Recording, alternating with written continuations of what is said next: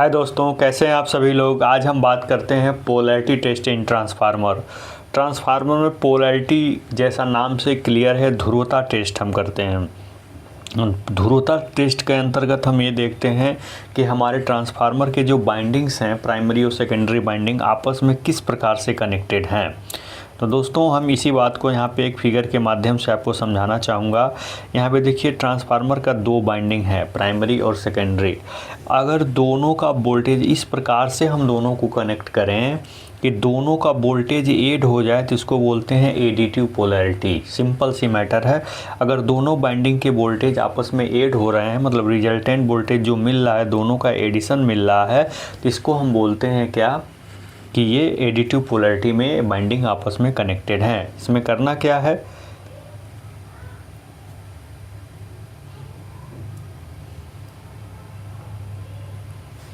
हम इसको कनेक्ट करें कि मान लीजिए कि यहाँ पे 50 वोल्ट है, यहाँ पे 50 वोल्ट है और इसकी रीडिंग 100 वोल्ट आ गई, तो समझ जाइए कि दोनों एडिटिव पोलैरिटी में जोड़ा गया है। इसको बोलेंगे एडिटिव पोलैरिटी।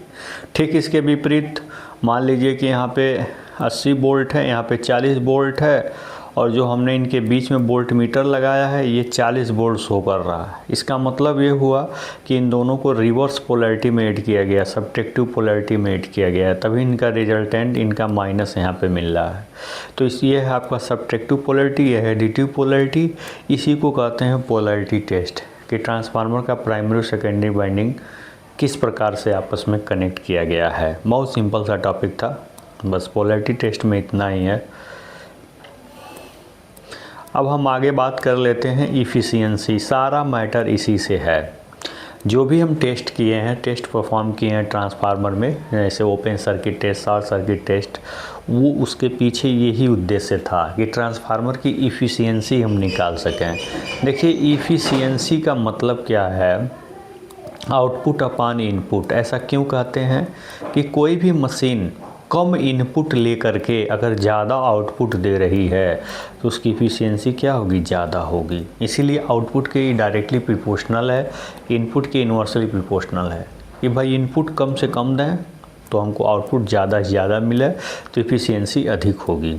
ठीक है, तो हम कैसे करेंगे ये चीज़, इसी सब बातों को यहाँ पे डिस्कस किया जाएगा। तो यहाँ पे आप सीधे जानते हैं कि इफ़िशियंसी आउटपुट अपॉन इनपुट है। कोई भी मशीन अगर ज़्यादा आउटपुट दे रही है, कम इनपुट ले रही है, तो इफ़िशियंसी ज़्यादा होगी। इन्वर्सली प्रोपोर्शनल है, यहाँ पे डायरेक्टली प्रोपोर्शनल है।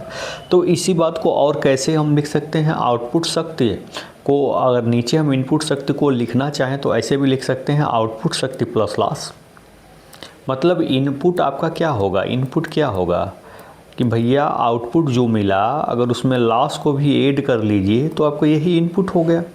भैया आपने एक बच्चे को 100 रुपया दिया और कहा कि जाओ जलेबी लेके आओ, वो 40 रुपये की जलेबी ख़रीद लिया और 60 रुपया उसके आने में खर्च हो गया। तो जो 100 हुआ वो 60 प्लस 40 हुआ कि नहीं हुआ, कि 60 जाने में और 40 जलेबी का, यानी कि लॉस प्लस रिजल्ट, ये दोनों मिलकर इनपुट हो गए कि नहीं। वही चीज़ यहाँ पे दर्शाया गया है कि इनपुट मतलब क्या होगा, इनपुट का मतलब होगा आपका जो टोटल आउटपुट है प्लस लॉस है। ऐसे आप निकाल सकते हैं। तो इफिशियंसी बराबर क्या हो गया आपका, V2I2 cos φ2, मतलब आउटपुट पावर अपन इनपुट पावर। तो पावर का फार्मूला यही होता है VI cos φ। आउटपुट मतलब सेकेंडरी, सेकेंडरी मतलब V2I2 cos φ2। और नीचे क्या है, आउटपुट प्लस लॉस। यही आउटपुट अब प्लस लॉस, दो ये प्रकार के लॉसें होते हैं, आयरन और कॉपर।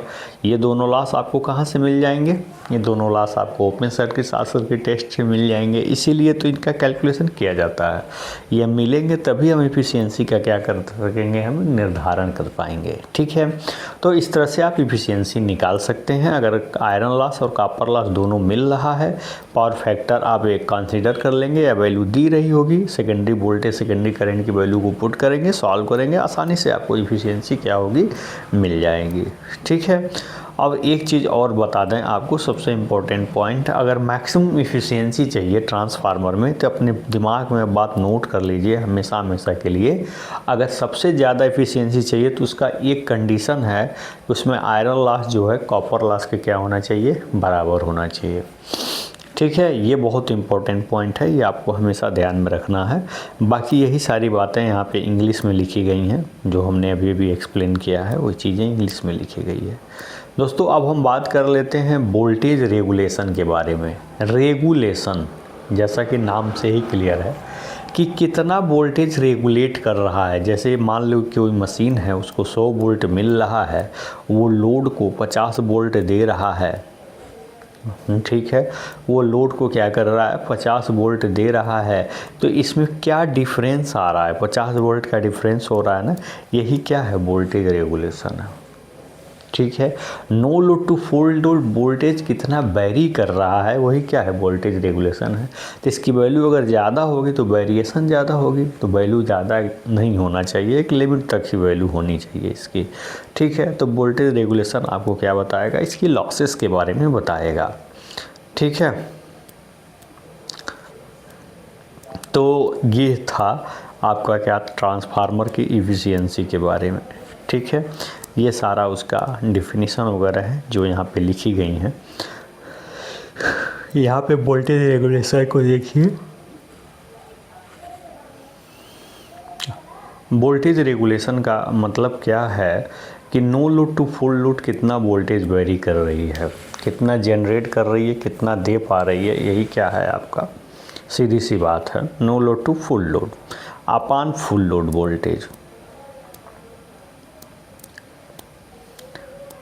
ठीक है, no load voltage dash full load voltage oblique full load voltage. ठीक है, no load minus full load upon full load, ये आपका वोल्टेज रेगुलेशन हो गया कि no load to full load voltage कितना वेरी कर रही है। ठीक है, मान लीजिए 100 वोल्ट जनरेट करके ये आउटपुट को मात्र 80 वोल्ट दे रही है, 70 वोल्ट दे रही है, तो बाकी का जो डिफरेंस हो रहा है वो जा कहाँ रहा है। ठीक है, यही कैलकुलेट करना है यहाँ पे। जब इसी बात को हमें परसेंटेज में चाहिए तो हम फुल लोड वोल्टेज को क्या कर सकते हैं, यहाँ पे डिवाइड कर सकते हैं।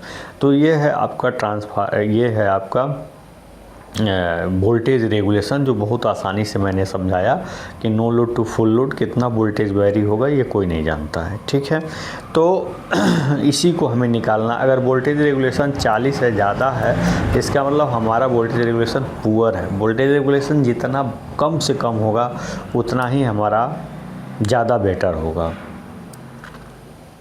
ठीक है, तो इस तरह से आपने क्या देखा, ये रेगुलेशन को आपने अच्छी तरीके से देख लिया। अब हम बात कर लेते हैं ट्रांसफार्मर की ऑल डे इफ़िशियंसी के बारे में। ऑल डे इफ़िशियंसी ट्रांसफार्मर का सेकेंडरी क्या होता है। ऑल डे इफ़िशियंसी का मतलब यही है कि 24 घंटे के लिए आउटपुट KWH में केवल 24 घंटे के लिए क्या है आपका आउटपुट है। 24 घंटे के लिए आउटपुट अपन 24 घंटे के लिए KWH में इनपुट, ये देखिए KWH में आउटपुट अपन KWH में इनपुट, ये क्या है, इफ़िशियंसी है। ठीक है, तो